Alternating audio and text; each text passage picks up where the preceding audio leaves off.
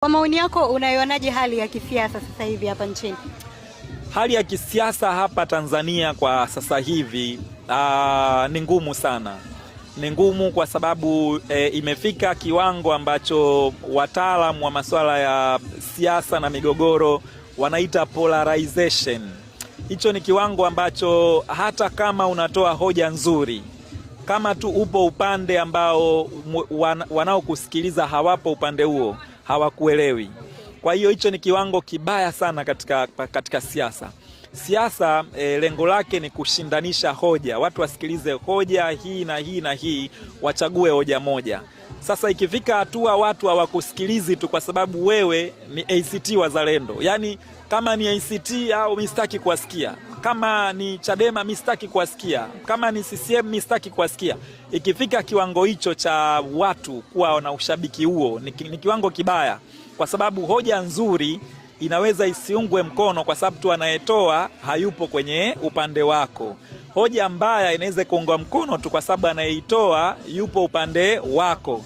Kwa hiyo hicho ni kiwango kibaya. Nafikiri huko mbele tutarekebisha hali hii ambayo ipo, kwa sababu ni hali ambayo kipindi cha nyuma haikuwepo, lakini kutokana na matukio mbalimbali, sequence ya matukio ya kisiasa iliyotokea hapa umeingia kama uhasama fulani hivi. Zanzibar iliwahi kufikia uhasama mkubwa, watu ikawa hata hawaendi kwenye mazishi ya mtu ambaye sio wakati huo CUF na CCM. Mtu wa CUF akifa na CCM hawaendi, mtu wa CCM akifa wana CUF hawaendi, mpaka baadaye wakaingia kwenye maridhiano na wakatengeneza serikali ya umoja wa kitaifa na wakatengeneza katiba yao mpya mwaka 2010, ambayo sasa ikawa anayeshinda uraisi yule aliyeshika nafasi ya pili, kama amefika kura kuanzia 10% anakuwa makamu wake wa rais. Kwa serikali ya umoja wa kitaifa imepunguza hiyo tension Zanzibar, na wao walipita kwenye kipindi kigumu kama hiki tulichopita sisi, kwa sababu mwaka 2001 wao yalitokea mauaji ya watu wengi sana Zanzibar.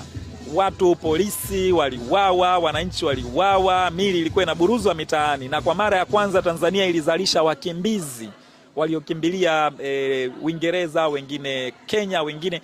Kwa ilikuwa ni jambo baya sana, mpaka hayati Benjamin Mkapa kwenye kitabu chake cha My Life My Purpose anasimulia, anasema lile ndo tukio baya zaidi ambalo linamsononesha mpaka anafariki, ilikuwa bado linamsononesha, mauaji yaliyotokea Zanzibar mwaka 2001. Kwa hiyo nafikiri hali hiyo ni hali ambayo inatakiwa kutibiwa kwa maridhiano, kwa kukaa pamoja, hoja za pande zote zisikilizwe, alafu watu wote